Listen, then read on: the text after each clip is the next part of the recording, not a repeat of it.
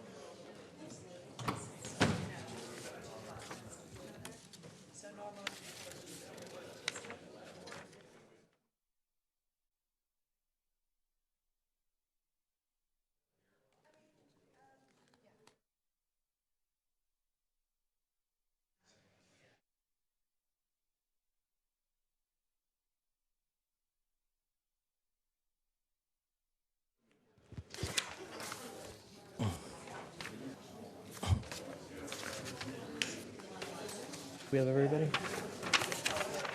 Yes, sir.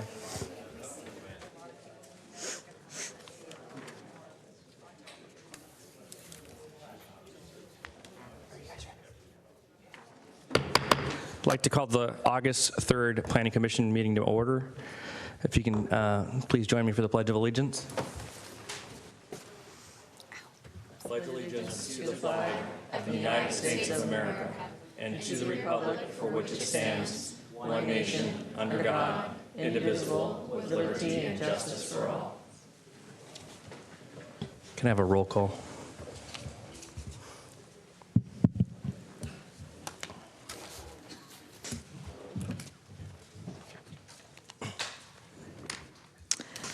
Commissioner Harper Pedersen. Present. Commissioner Marsters. Present. Commissioner Silberman. Present. Vice Chair Bergman. Present. And Chair Gutierrez. Present.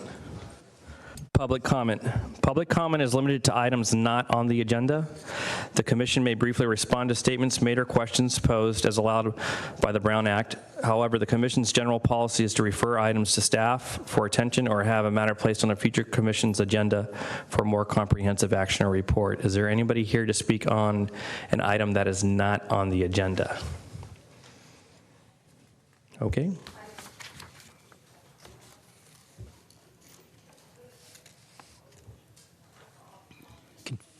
It's okay, just let them come up.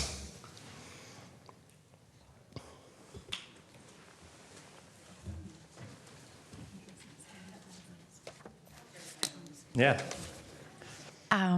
Good evening. So I'm here today to just talk briefly about the Landmark Hotel and a concern that I have, and that's regarding traffic from the Landmark Hotel. So I was at this commission, this commission's meeting, I think, last time when the team staff presented that, and a few things stuck with me, and one was that the thought that there, I think the statement was made that they did a traffic study and they decided there was not going to be any effect or any change in traffic due to the Landmark Hotel. I don't think there was going to be no significant impact. No significant impact. Okay. And so the second thing that came up was, so I'm drawing a blank here.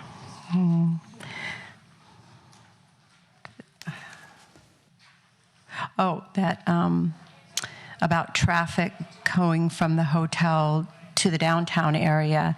And I think a statement was made that wasn't anticipated, that there would be a lot of traffic that would go from the hotel to the downtown area. This was with regards to in the improvements on East San Carlos Avenue. There was a lot of talk at that commission to improve that walkway and to kind of, integrate the train station, downtown area with the Landmark Hotel, and perhaps East San Carlos is a good candidate for that. And the statement was made that that wasn't really what that was about. And I began to think that I remember back when this Landmark Hotel first came up, I thought that was one of the key components of it, that it was going to contribute to the downtown area and the business area and everything. So those two items are kind of in conflict. So I guess net, I do anticipate increased foot traffic wanting to come from the Landmark Hotel to the downtown area. I don't think there's a good route for pedestrians to get from point A, point B, and I do think that traffic is going to be impacted on Holly Street, which, by the way, is where I live. And the reason I say that is because currently those cars are all going to come out of the Landmark Hotel, and the only way without foot traffic that they're going to get downtown is to go on Holly Street. And they're going to have to take that left-hand turn from Industrial to get down Holly Street.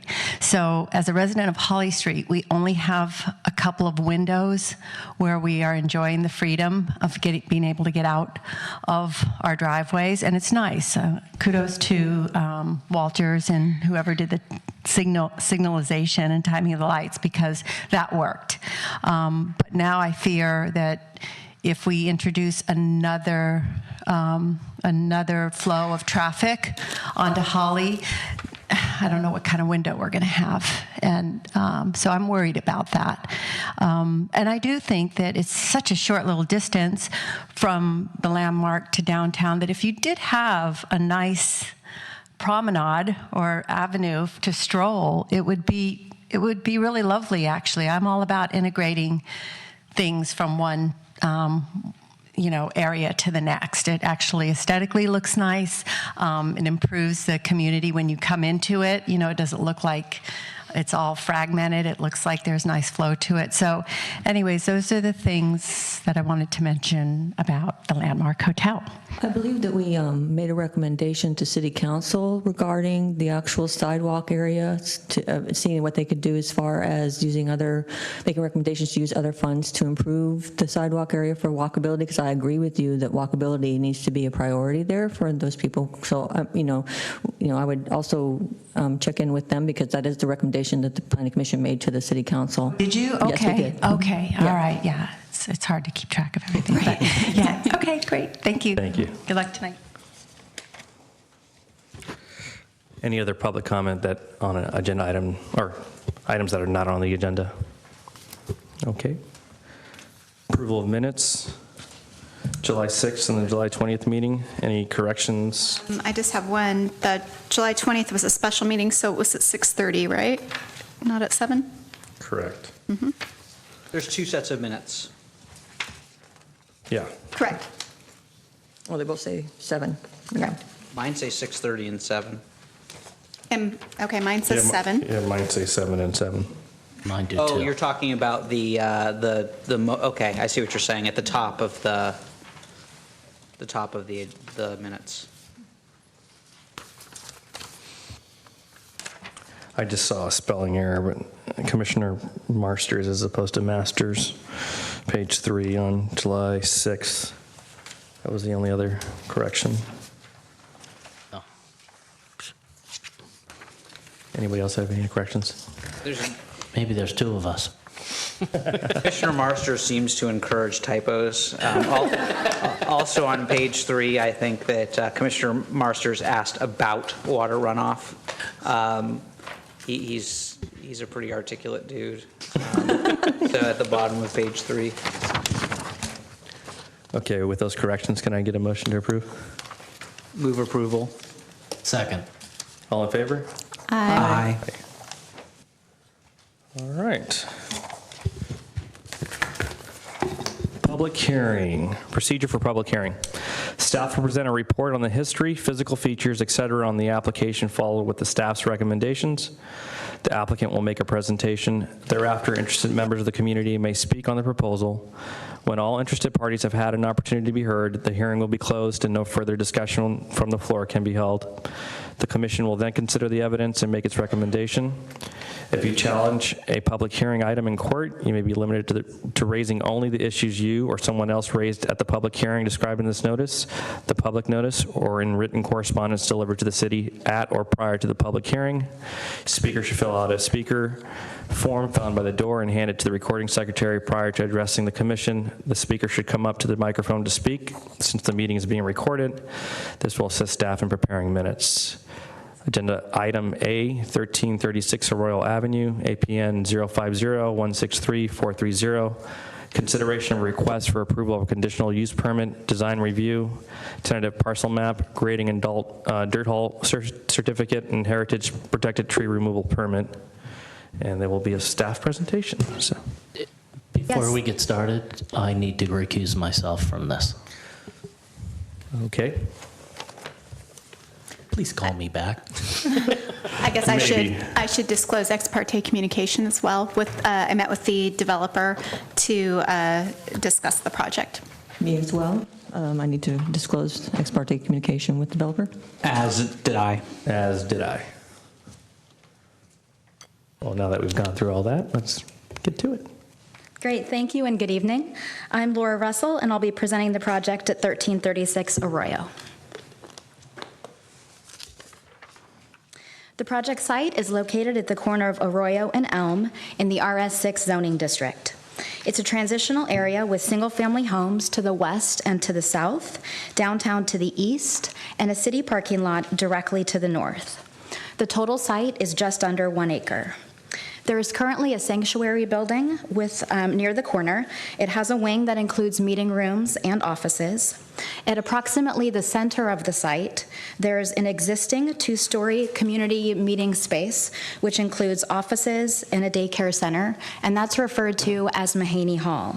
The eastern side of the site is used as open space for the existing child care center. You can see on the right-hand side the zoning districts that surround the site, a slightly higher density multifamily to the north. The yellow is the RS6 zoning district, and then to the east are the mixed-use districts in the downtown area. The applicant is proposing to reconfigure and downsize the community assembly use and subdivide the property. Specifically, they propose to demolish the existing sanctuary and meeting room, maintain Mahaney Hall, and subdivide the property to create 3 lots for future single-family homes and 1 community assembly lot. So we'll take a look for a second here at the overall site plan. So you can see the 3 lots to the left, existing Mahaney Hall in the middle, and the new buildings proposed to the right. So they propose to construct 2 new buildings. The first is a sanctuary building. The second is a community space with offices and a parsonage housing unit, which would also include a garage. They also propose to remove 13 protected trees. The new sanctuary would replace the old one, but in a smaller configuration. Within the second building, the meeting rooms and offices would replace the existing wing of the sanctuary building, again smaller than the existing. The second floor of this building would be a parsonage housing unit, and the associated 2-car garage would be located on the first floor towards the rear. Currently, there is no parking on site. The municipal code allows the reconstruction of non-residential buildings where there is not an increase in floor area, and that's the case here. The community assembly uses are decreasing in size, so the resulting parking demand is going down with the project. The parsonage housing unit is providing the required 2-car garage.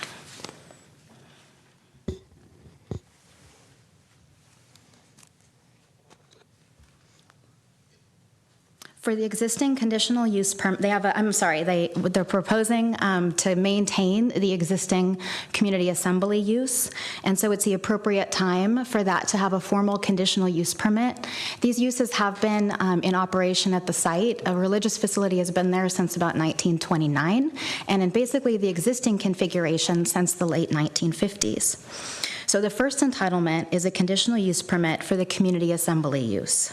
So there's a supplement to your attachment number 4, which is provided to the Planning Commission tonight, and also available to the public, which describes the current uses that are proposed to remain with the project. They include 4 religious organizations and several community groups.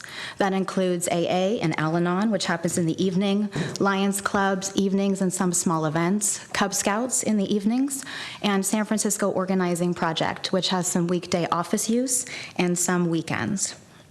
Staff would actually recommend an additional condition be added to the conditional use permit certificate related to the uses. And that's because we did receive a question, and so we wanted to confirm that these uses, the scope of the uses, are proposed to remain with the project. So we would propose that we add what would be kind of a standard condition for many conditional use permits, generally to say that the use would be conducted as described in the staff report and as reviewed by the Planning Commission on today's date. If they wish to change those activities, then it must be supplied to the Community Development Department in writing, and then if the Community Development Director deems it significant, then the Planning Commission would need to review and approve those proposed changes. That way we've memorialized it in the record what the applicant is proposing, and everybody can have shared understanding. So turning to the design review aspect of the project tonight, the sanctuary building is shown here. It's proposed to be 2,491 square feet. That's almost all on the first floor with a small mezzanine up above. It has a gable roof, stucco exterior, pilasters on each end of the front elevation as well as along the sides. The height is proposed to be 33 feet, which is below the maximum for community assembly buildings which are located in the RS6 zoning district. This portion of the project does also comply with the other development standards of the code. The second proposed new building would be 4,000 square feet in area, proposed to be 2 stories and 25 feet tall. The second floor is set in, which helps to reduce the mass. The architectural style is complementary to the sanctuary in terms of the window shapes and patterns. So it also complements the stucco exterior and the clay tile roofing, which are proposed on the other building. So you can see in the rendering how all 3 of the buildings would look together with existing Mahaney Hall on the left, the new sanctuary building in the middle, and the new community and parsonage building on the right. As mentioned, the applicant is requesting a tentative parcel map to subdivide the property. The 3 new single-family lots would be available for development for 3 new houses that would need to be in compliance with the RS6 zoning district. Each of those new houses would be subject to review and approval by the Residential Design Review Committee. So each of those houses would go forward for their own individual review and neighborhood outreach process. Part of the applicant's proposal includes the removal of 13 protected trees. This is a page from the arborist report where I've highlighted the trees that are to be removed. Basically, they propose to remove the trees that are in the center of the site and preserve all of the perimeter trees. So there are 35 existing trees on site. 13 protected trees would be removed with the project, and 16 protected trees would remain. One of the trees that's proposed for removal is tree number 1 in the arborist report, which is located close to the street on Arroyo at the front of the yard. And that is a Coast live oak with a circumference of 119 inches. The applicant has provided a detailed report on this tree for your consideration this evening. The applicant has indicated that removal of the tree is necessary to maintain the child care outdoor play area and still be able to construct the new buildings. The arborist report is included within the staff report attachments, and the applicant is prepared to answer questions on this topic if you would like. The replanting plan, in light of the proposed removal of that significant oak tree, includes a 48-inch box valley oak, a 24-inch box coast live oak, 10 additional trees of several different varieties, 2 dwarf citrus trees located immediately adjacent to one of the buildings, and 7 street trees. So the applicant is proposing 21 total new trees added to the existing perimeter trees that they are preserving.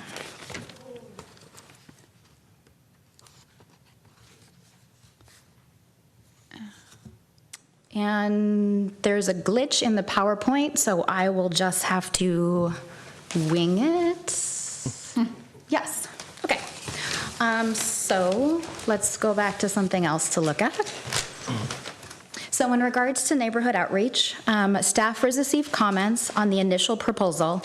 There was initial proposal from the applicant that included 5 residential units, which were proposed in a cluster style and proposed to be 3 stories. At that time, staff and the applicant received a number of different comments from residents about that proposal. In working with the applicant, we found that it was not desirable for the community and further not consistent with the municipal code. So the applicant did revise the proposal to what you see before you tonight, which is the creation of 3 single-family lots. They are not proposing any specific house plans. So since the proposal was changed, we have not heard any additional comments from those neighbors that were originally in contact with us. Those neighbors did have some thoughts, though, regarding dust and noise through the construction process. So we have included conditions related to construction hours, and I understand the applicant is prepared to speak on issues related to construction staging, as well as having to do with dust. We also did receive a email today, and that email has been provided to the Planning Commission and is available to the public. And so those concerns were related to dust, related to demolition, specifically related to the potential for hazardous materials during the demolition process, the construction duration, how long the construction process would last. And that resident was also concerned about the removal of the 3 street trees, which are actually on this diagram in front of you in the PowerPoint, which are 33, 34, and 35. So they had a strong interest in seeing those trees remaining. So those are the comments that staff has received on the project through the normal outreach process that staff does to send the legal notice, as well as what has been conveyed to us through the applicant.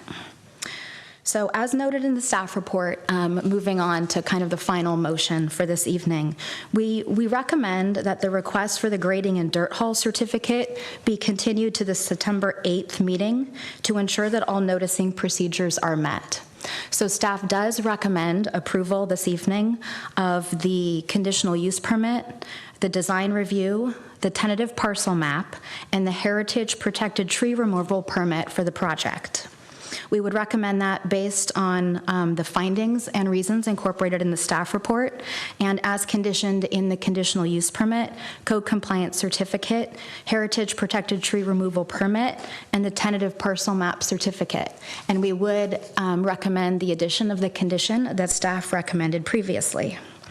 We would further recommend that the Planning Commission make a motion to continue the request for the grading and dirt haul certificate to the September 8th, 2015 meeting.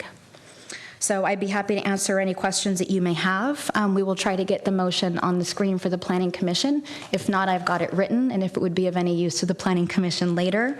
The applicant is here as well to make a presentation, and I would be happy to answer any questions. Great. Does anybody have any questions for right now? Could you, just as an overview, how many trees are coming out and how many are going in? It's total? Let me just pull up my notes. 13 protected trees would be removed. And then the replanting would be 21 total new trees. Thank you. Any other questions? Not at this time. Did the applicant want to do a presentation? Yes. Good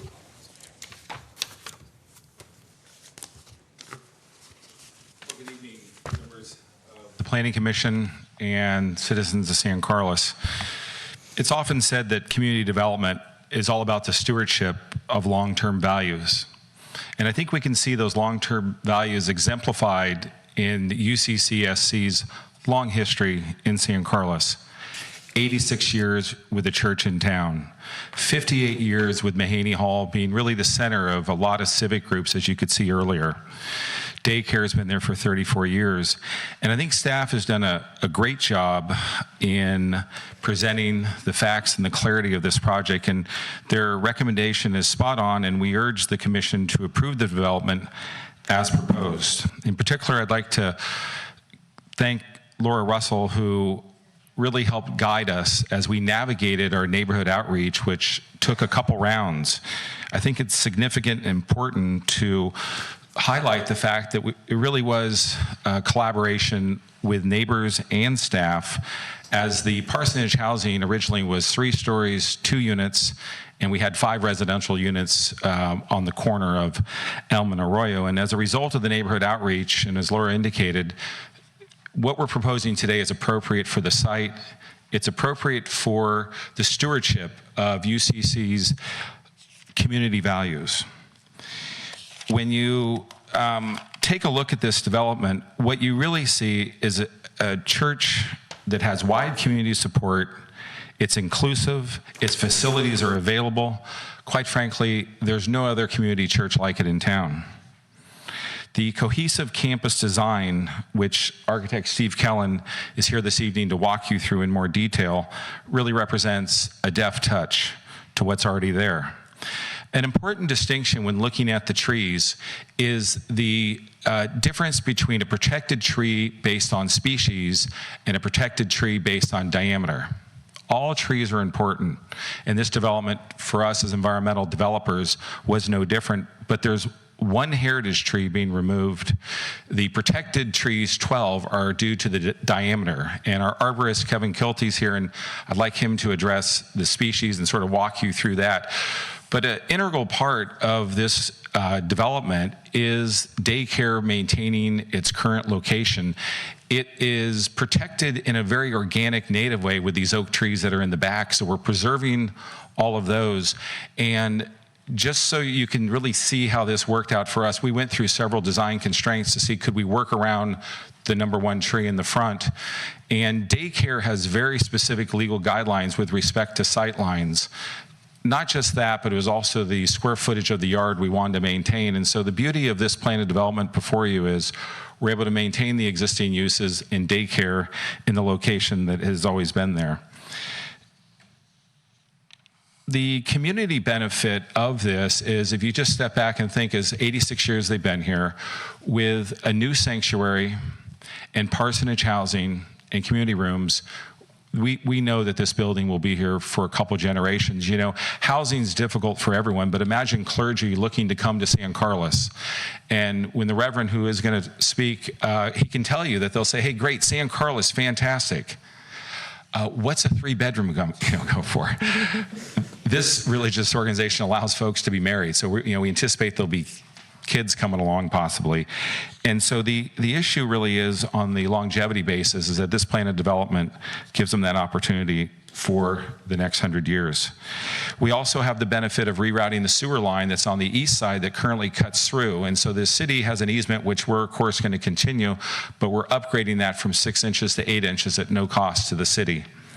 The pedestrian easement, which probably many of you enjoy, that's in between their property and the bakery, is going to be maintained and enhanced.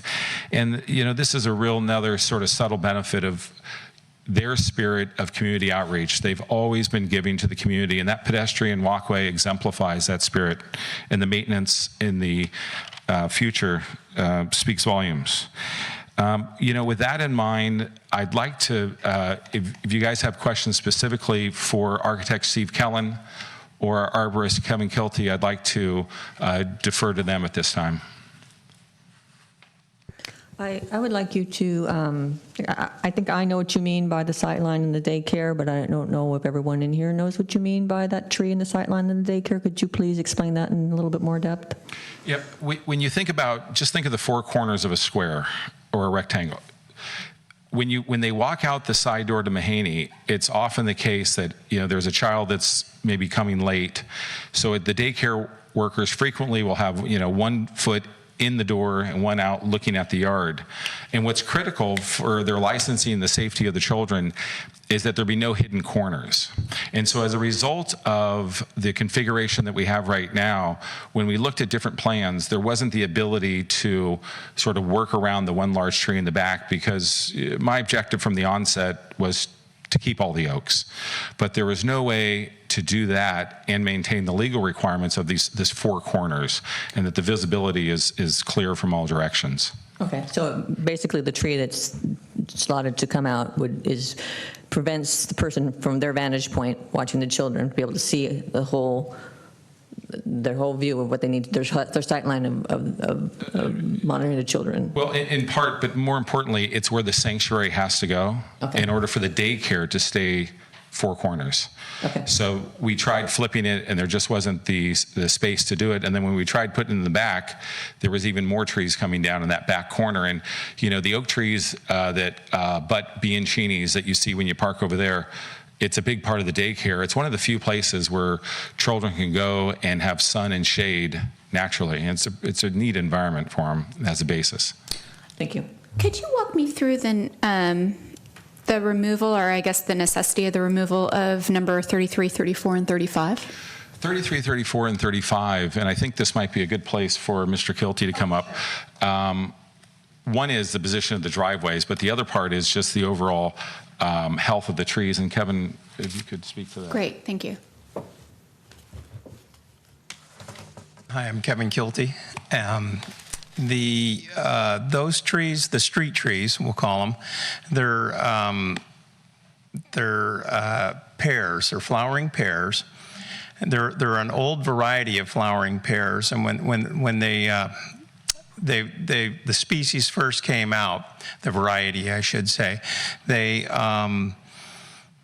were really overplanted. And what we found with the history of those trees is they have a tremendous history of limb loss, which is along a sidewalk or a street would make the tree a poor specimen. These trees also are infected with fire blight, which is all the pears are this year. It's a fungal disease that causes tip dieback, and we're getting a lot of calls right now about what to do about the fire blight when there's really nothing you can do. Apples get it, any of those kind of pear tree type rose family plants get fire blight, but these get it real bad. So the fire blight doesn't contribute to the chances of failure, but if you took a close look at those trees, you would see there's quite a few scars where we've already had limb loss. So they're just a poor tree. I would never use them as a street tree. That variety of pear I would not use as a street tree just because of their how poor they are.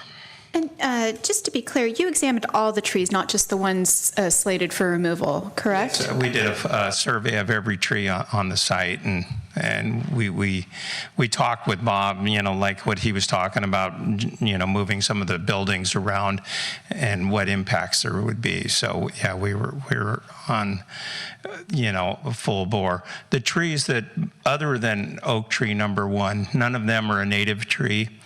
There's some birches that are in real poor condition, and xylosma and pittosporum trees. Those were hedges. A xylosma, it will become a tree, but generally it's a hedge about the height of this desk right here, and gardeners shave them off, and it's just your borderline hedges. Well, when they're allowed to escape from lack of maintenance, then suddenly they become trees. So they're quite replaceable. The birches have been heavily trimmed and now have decayed, so they're actually a hazard. Those would be in the courtyard besides the existing church. And then the pittosporums in back are starting their decline. They get oak root fungus, some fungal disease, root diseases that have really caused them to decline too. So, but the remaining oaks are in fairly good condition. So with some maintenance that they'll get with the construction site, I think it'll be a great thing to maintain the remaining oaks. Yeah. Great. You were walking exactly through my line of reasoning. I was specifically concerned with whether the existing trees were going to be safe with children around. You may have heard the story about an LA tree that uprooted a 75. Yeah, in Pasadena. Yes, I did.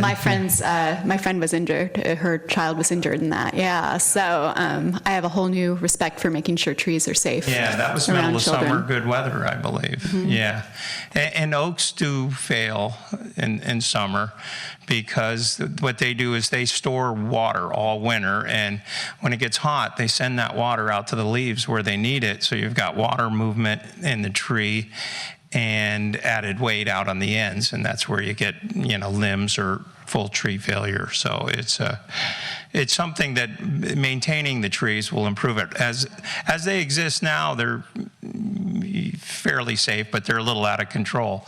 But with the construction and the maintenance that they'll get, it'll improve the site quite a bit. Great. And maintenance is a part of our conditions of approval for the trees? Great. That's all I had. Thank you. Right. Anyone else? Thank you. Any other questions, Randy? Okay. I did have one question for Bob. Sorry to make you come back up, and this might be more appropriate for somebody else on your team, but I guess I was curious. I know that the buildings will actually be smaller, and therefore the parking demand will be smaller. But I'm curious, as it stands now, how people park around here and what parking plans you have for the new development. As Laura indicated, the use of this facility has been long-standing, and typically folks are parking on Arroyo, Elm, and then more in South Plaza. Okay. One of the reasons the breezeway is there is because that's used as a main ingress and egress for folks that are coming in, whether it be daycare, entering in the backside to Mahaney. And so the nice thing about this project is this location has never been a source of parking issues in that neighborhood. And if you look at the very light mixed use that you see throughout the day with the 10 community groups, with daycare folks coming early in the morning, coming back at the end of the day, it's modest in its flow, and it's something that area is able to absorb quite well, and it's been a long history of that. Great, thank you. That was all I had. So I've got a number of speaker cards, and if anybody else wanted to speak, their speaker cards to be filled out and just bring them up to the front. The first speaker, Rolf Hansen.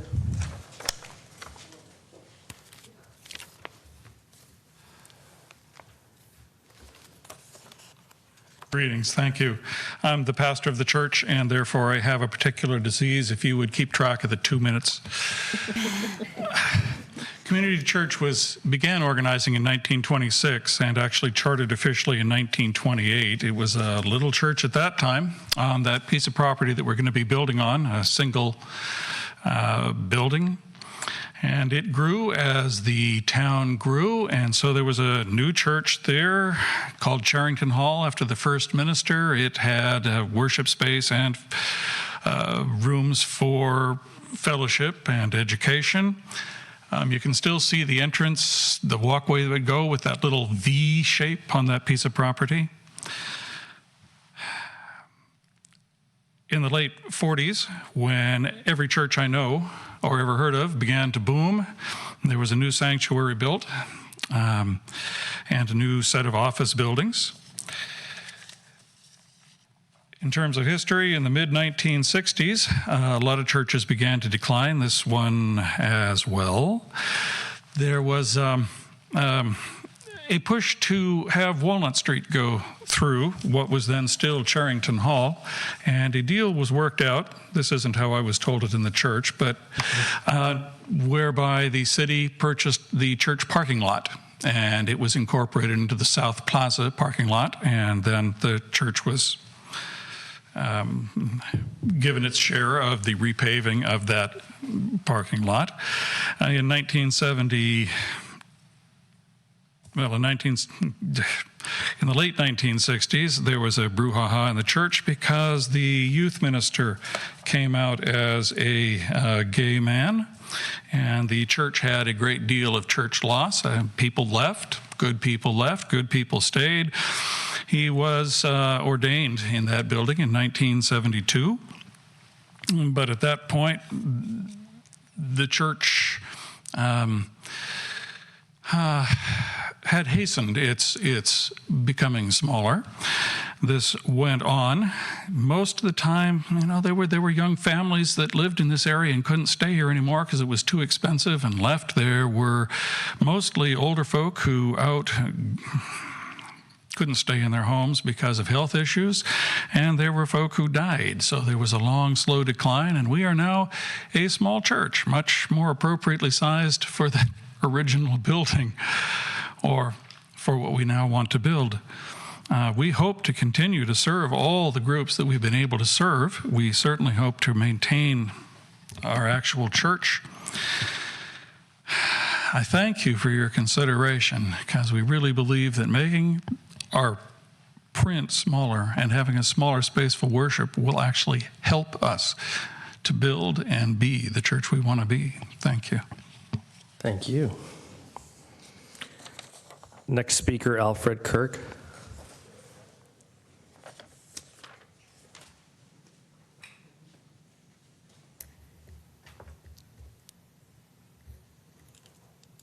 Thank you, gentlemen, commissioners.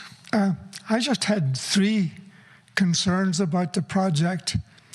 One, that the 3 undeveloped lots be single-family zoned. Then the problem of controlling the dust during the demolition. I don't know if that's been addressed.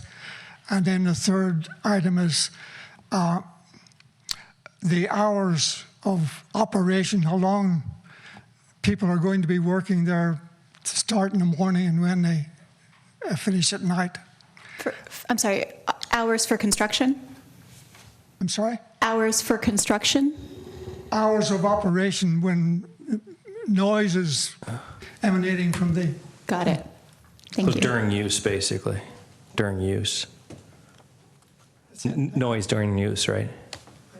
Okay, I think I know what your question is. Thank you.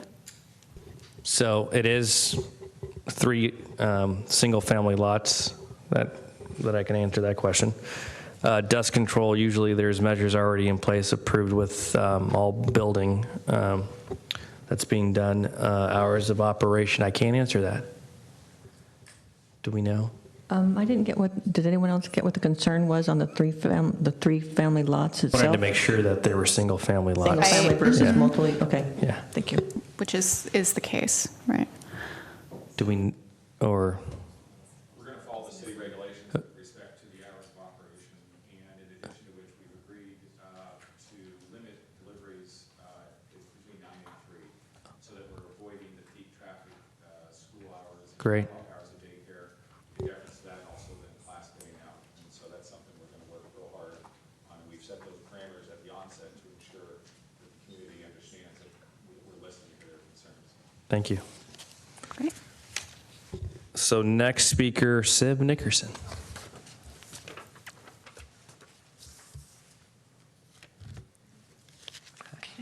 I'm Steve Nickerson, and I'm a layperson at the church. And I have all these good people with me. So I kind of hope I speak for them. We were kind of looking at a scenario of, do we stay alive or do we die? And here comes Bob, and he said, well, I think you can live if you just kind of reschedule and reconstruct everything. So that's how we started a year ago, starting to look at things. Can we sell part of it? Not because we're going to be rich, but because we maybe can stay alive. So we came up with that, and Bob helped us getting a plan for a sanctuary and a building and an apartment, which would help us in the future. We're trying to keep our church here forever. And also we're trying to keep the children's place, which has been there now for a long time, which Bob told you. So all this is something that will help us stay in San Carlos, stay us alive, and we're hoping that one day we'll see a big congregation. Not a huge one, but a little bigger than what we are, which is very small. So I just would like for you to really look at this with a gentle heart and think about us here, that I have been a member for like 38, 40 years, and so has some of my people back there. It's been a long time. So thank you for letting me speak. If there's anything you want to know about the last 40 years, I'd be glad to answer that, but I just want you to know you want to stay. Thank you. Thank you. And, we actually, developer Bob told us a lot about this church's mission and specifically the child care center and what you do for the community. And just want to say thank you. And Home and Hope, which you have had, the homeless shelter. Okay. Thank you.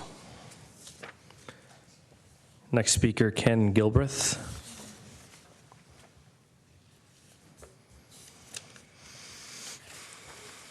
Thank you. I'm Ken Gilbreth.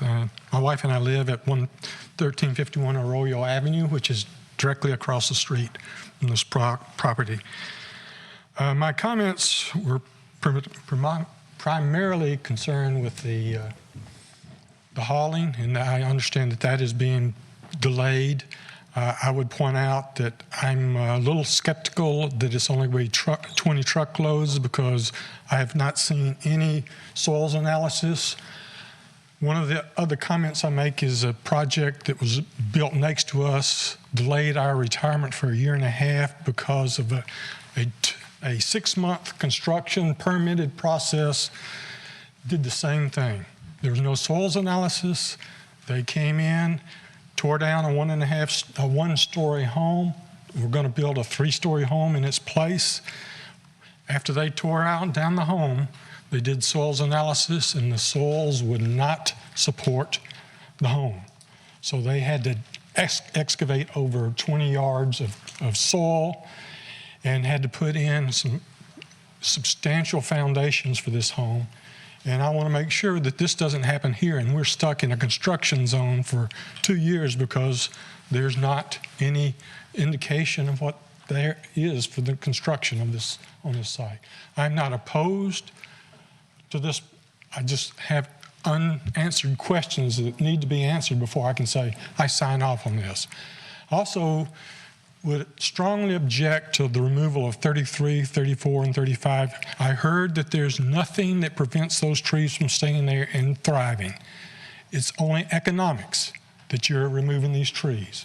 And I basically say, if we're going to use economics for removal of trees like this, we need large trees. That's what Palo Alto, Menlo Park, and everyone else has, are large street trees. We don't. You're taking down 3 large street trees, and you're putting in 7 trees, but don't tell us size or anything about them. So I strongly object to taking down those 3 trees. They are a nice tree. They provide shade. They're not damaging the property. So why do we have to take those down other than economics? If we're going to use economics, I could give you a reason to remove all the trees on Laurel Avenue for economic reasons. You could have better dining in that area. So I strongly disagree that we should take 33, 34, and 35 trees. The other issues are the hazardous waste. There has been no indication of what's in that building. Is there asbestos? Is there lead-based paint? Is there PCBs? That will be very, how you handle that will be something that I will definitely have to look into and object to if it's not handled right. I've been responsible for health and safety for large industrial applications and know what the applications and what needs to be done there. The other issue is the delay, and I've already mentioned that and discussed that in the second thing. So I thank you for your attention and look forward to working with you. But I do not object. I just don't have enough answers. Thank you. I'm going to come back to your questions after the next speaker, and then maybe I can try to get some of these answered. Mark?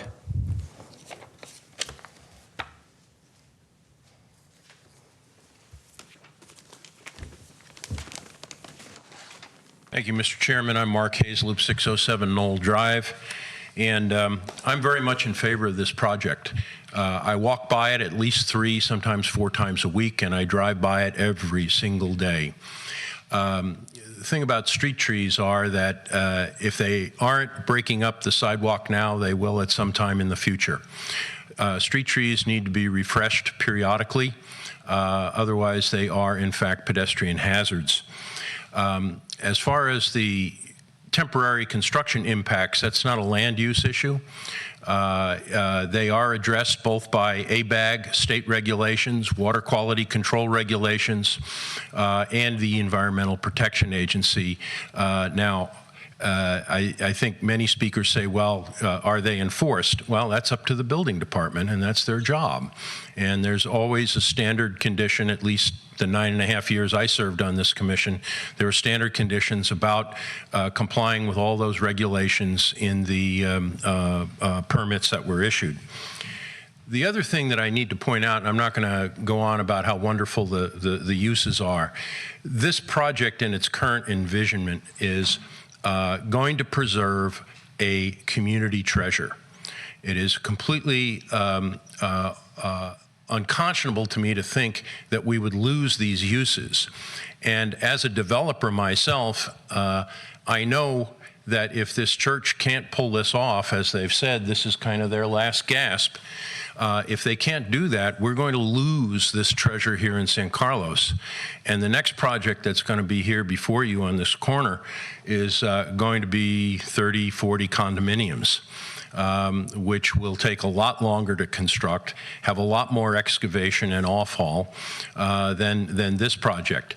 So even though it may not be perfect, it is certainly the lesser of 2 evils, and I think it's not evil at all. I think this is a treasure that we need to preserve. So thank you for your time. Thank you, Mark. So that's all that I have for speaker cards, unless anybody else wants to. Oh, I see a couple more coming. Patricia Taylor.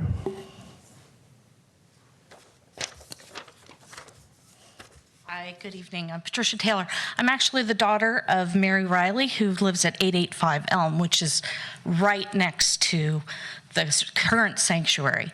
So she is not opposed, and I'm speaking for her, but she is not opposed to everything. One of our concerns is she has very severe asthma. And so we're talking about the dust, the asbestos.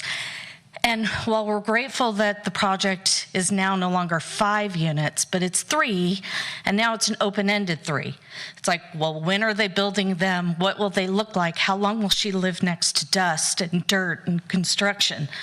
So that's one of our major concerns. Also, something else that came up was the parking aspect. And I can tell you that if I go to visit my mother in any evening and try to park on the street, on Elm Street from Arroyo to her driveway, there isn't any parking. So if my sister is there, I can't get in. I don't have any luck because she's taken the driveway. So I'm just saying that consider that. I mean, I know it's constantly fluid and whatnot, but it is pretty heavily parked throughout the evening, throughout the day. So that's also a concern. So depending on where those housing units are going to put driveways and whatnot, that's taking away parking. But the biggest concern of all is definitely dust, construction noise, construction time. How long is this project going to take? So thank you. Thank you. Bob, you want to answer some of these questions if you want to, if you can? You know, I think it's premature given where we're at in the entitlement stage to predict a schedule. Okay.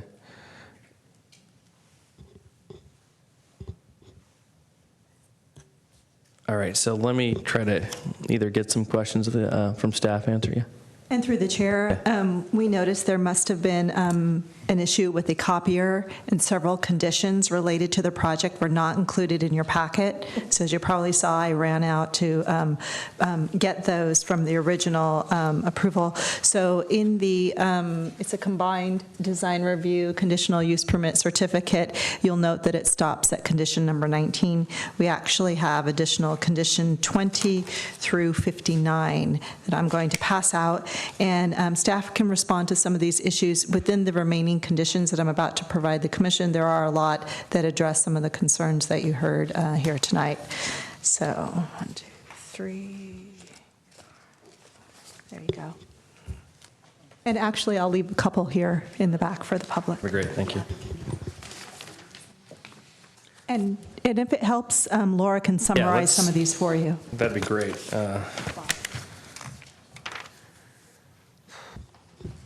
Laura. Great, thank you. So these are coming around, so you're left off, it's your attachment number 1 within your staff report, ends at number 19. So I would draw your attention while we're right there. Number 18, a construction operations and staging plan will be submitted, reviewed, and approved by the Building Division and Planning Division prior to building permit issuance. So this was the condition wherein we were going to review their construction staging and timing plan and respond to issues related to dust and noise and hours. So this would be an appropriate place if the Planning Commission wish to alter this condition or add anything. This would be a great location to do that. And then moving on to the additional materials that are being sent out to you right now. There's conditions of approval related to the Public Works Department, and those are conditions of approval, actually numbers 21 through 55. And many of these are standard. They're related to an encroachment permit being required, no grading during our grading moratorium, October through April, post-construction television video of the culvert that runs through the site submitted to Public Works. Standard conditions related to submittal requirements for civil plan sheets, extent of the grading plan and grading bond to be submitted. City standard policies related to drainage reports, hydraulic studies. I'm down around condition number 29 now. Based on the drainage proposal that they have, the applicant's required to provide manholes at the storm drain inlets. There's detailed requirements related to that. Standard requirements related to a sewer lateral video. And then getting into conditions related to stormwater pollution prevention. There's a number of conditions related to this, and that starts at number 32. So the applicant is required to comply with the municipal regional permit provision C3. So all of these conditions that follow immediately after this are all standard conditions that are related to C3, both for the community parcel as well as for the future residential lots 1, 2, and 3. That takes us down. All of those are stormwater related. That takes us down to condition number 56, which is a standard condition that may be of interest to the public this evening. The city may stop work on this project if any construction-related activities violate project conditions or any part of the San Carlos Municipal Code. Condition number 57, construction activities shall be from 8 a.m. to 6 p.m. Monday through Friday only, unless written permission has been obtained from the Community Development Director in advance. So this is to address the construction hours and the concerns from the community, but the applicant has also indicated that there may be an interest in installing the new sewer over the weekend when the daycare is not open, so they would need to get permission in order to do that weekend work. And then standard conditions of approval related to emergency contact information that be available to neighbors, as well as the foreman's contact information in case of any on-site issues. And then the standard condition that it's valid for up to 1 year from the date of the approval. Could you explain just in a little bit more layman's terms, what's done as far as dust mitigation? The dust mitigation is handled primarily through our building division, so I'm not expert beyond the standard practices of watering during the demolition process. And so I don't know if the applicant has, I know, put some thought into the protection between the child care area as well as the residents. Yeah, I'm so I concerned think about the dust and the people with respiratory. Could someone speak to me and explain to me a little bit more what is traditionally done and what's provided? I mean, because we know that there are normal processes, but I think people really like to know what those actually are. And if you have a better idea, thank you. We appreciate those concerns for the neighbors and for obviously daycare. And so the typical one is that we're using municipal water, not treated water. The area is, moist before work begins, and there's someone with the correct nozzle. Like you've seen at sites, it's standard application. They'll be on site during the earth moving portion of the project, which is relatively short. So these are standard practices which Chris Valley at the building department is going to impose, and we would just, as a course of due deference and respect to the neighbors and to the folks that use the facility. We recognize where we're working, and it's important that we continue what we're starting tonight, which is good stewardship of the process all the way through.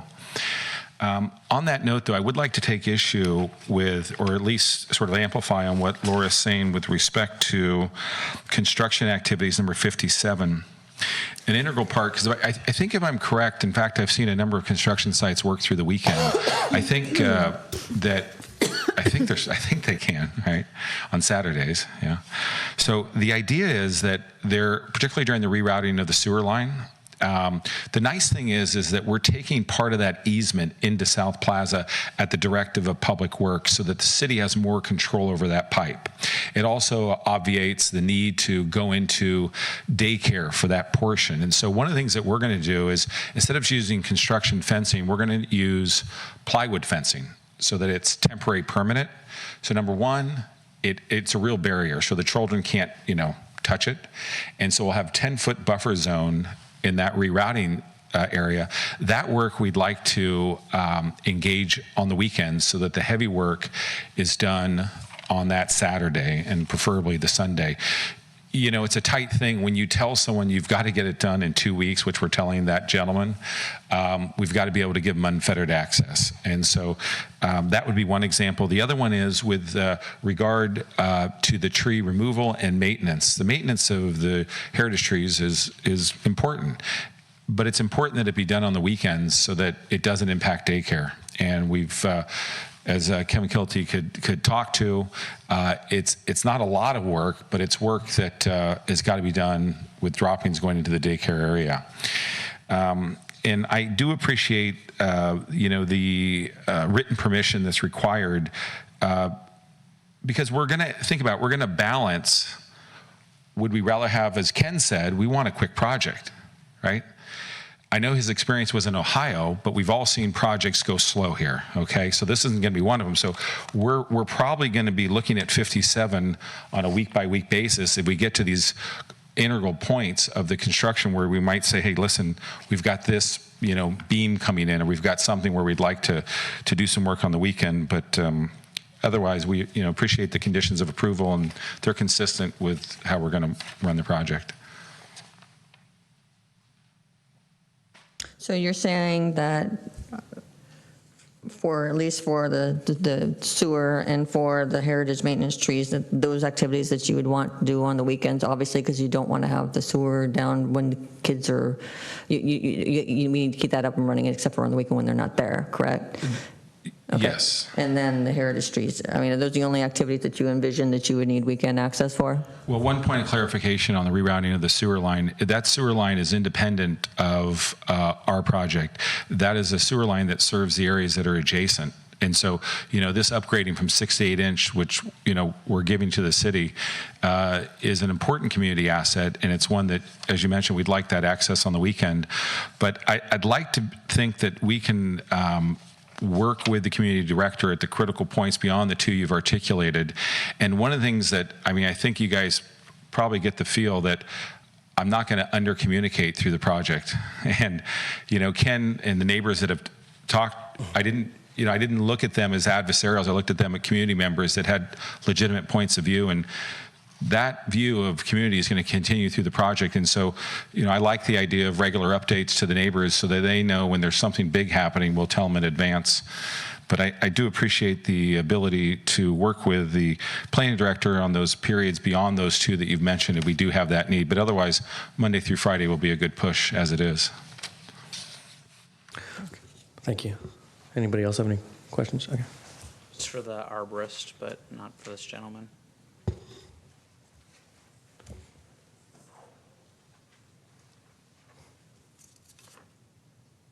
You know what all the trees are going to be, don't you? The ones that are going to be planted? Yeah. The size? No. Well, they're on our plan, so I Yeah, assume I know you you know. have a plan, yeah. So what are the 7 that are going to be the new 7 street trees? What are they? Oh, I don't have that plan. Do we know what 7 those are? I have them.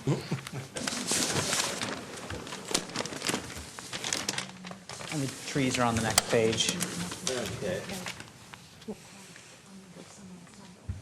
Street trees have to be approved by Public Works. Through the chair. There are street tree species that are shown in the plans today, but those street trees do not appear to be on our approved list that was updated by the Public Works Department earlier this year. So it may be a timing issue when the applicant may have been working with the older list, but we've added a condition of approval that the final selection of the street trees needs to be approved by Public Works, and it should be selected from the most recent street tree list. Great, thank you. I think what the community concern is a lot is about size. What are we replacing them with? And if we could say 24-inch box versus or 40-inch box, whatever the size is, I think that would be helpful. Bob, do you know if All 24-inch boxes. all 24? The Valley Oak, which would be a 48-inch box, which goes on the right side as far as the Valley Oak. So all 21 trees are 24-inch box. 24-inch box, okay. Which is what you're getting at, right, David? I just thought they could tell us what the trees are. I think I could tell us what the trees are going to be, but it's fine. It's good enough. The plan has carobs on it. They're evergreen tree. They get a little rangy, but they prune quite well. Carob chocolate comes from carobs, actually. And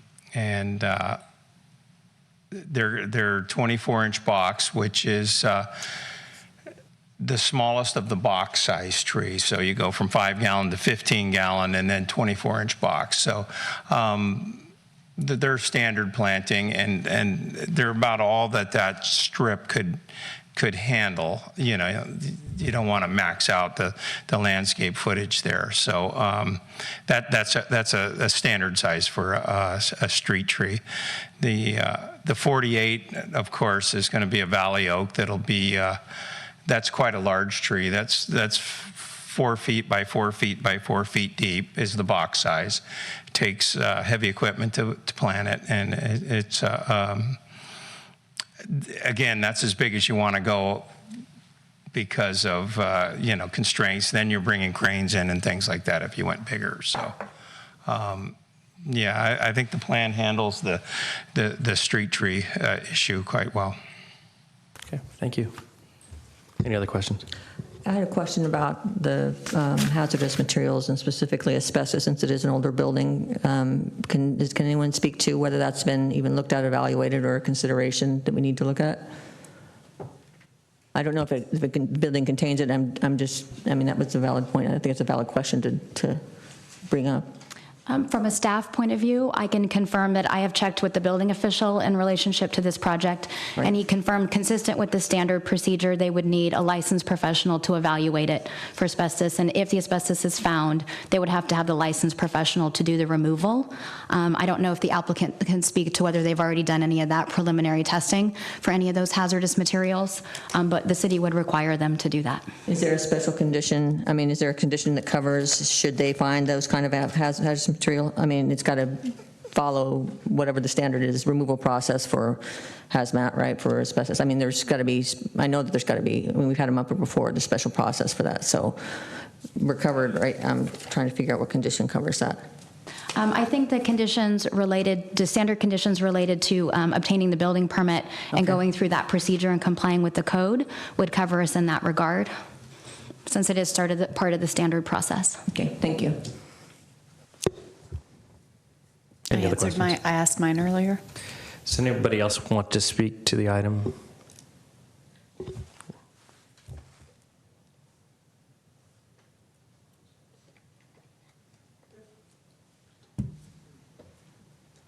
If I understood properly, it was proposed that drinking water be used to settle the dust on this project.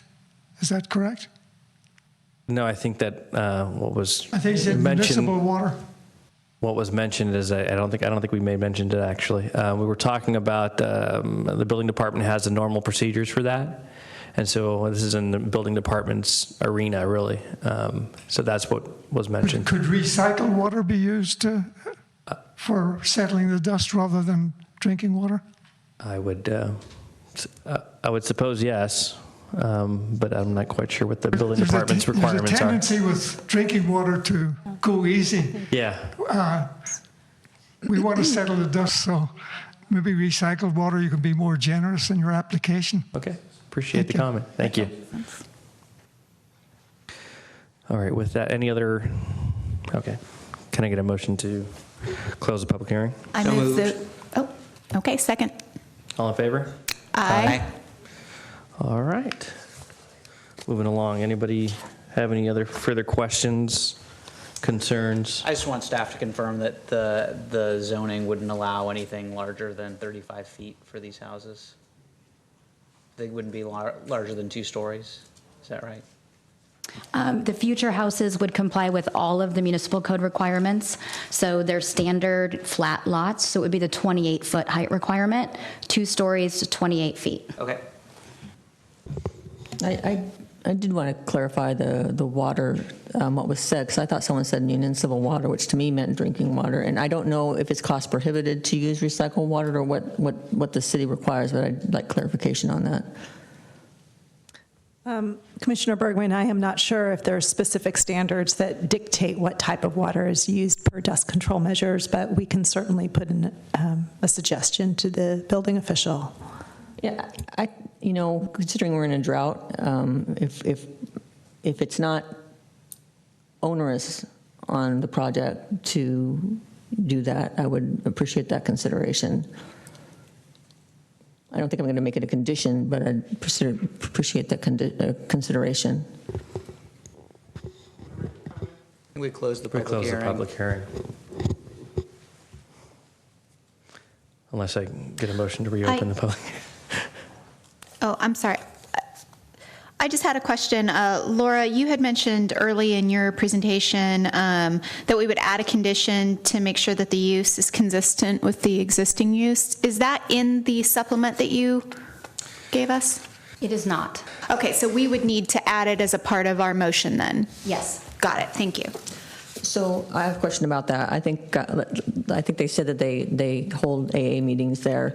Do they have to get approval from the community director or whomever if they want to have an NA meeting there? I mean, how specific are they asking? I mean, that's sort of really intrusive. So what level, I mean, what's considered a big enough change to be notified of the city?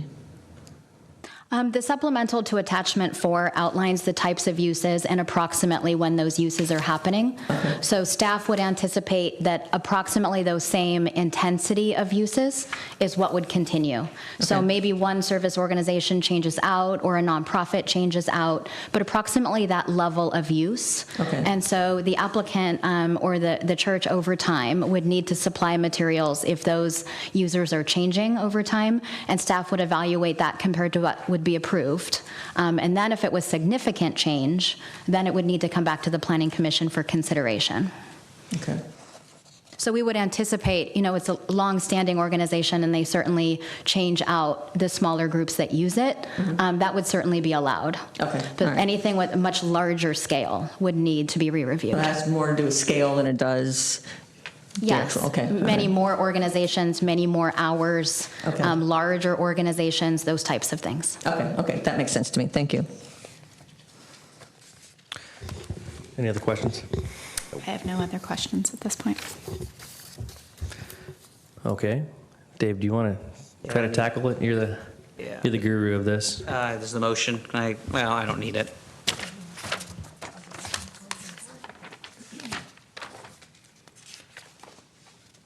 I move that the Planning Commission approve the conditional use permit, design review, tentative parcel map, and heritage protected tree removal permit for the project at 1336 Arroyo Avenue, APN 050-163-430, based on the findings and for the reasons incorporated in the staff report, and as conditioned in the conditional use permit, code compliance certificate, heritage protected tree removal permit, and the tentative parcel map certificate, with a condition that the use permit reflect that the type of use maintain the current use. Second. Any discussion? All in favor? Aye. Aye. It's unanimous. Thank you. I also move that the Planning Commission continue the request for a grading and dirt haul certificate to the September 8th, 2015 meeting. Second. All in favor? Aye. Aye.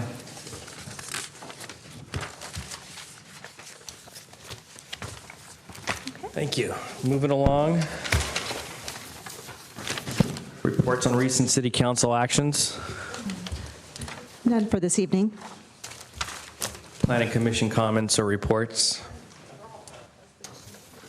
I think we should invite Scott back. Oh, yeah, I guess Scott, somebody, oh, there he is. It's okay, you're on about a 10-second delay out there. Okay. I don't know about that comment. Correspondence? None then other than what you've already received for this evening.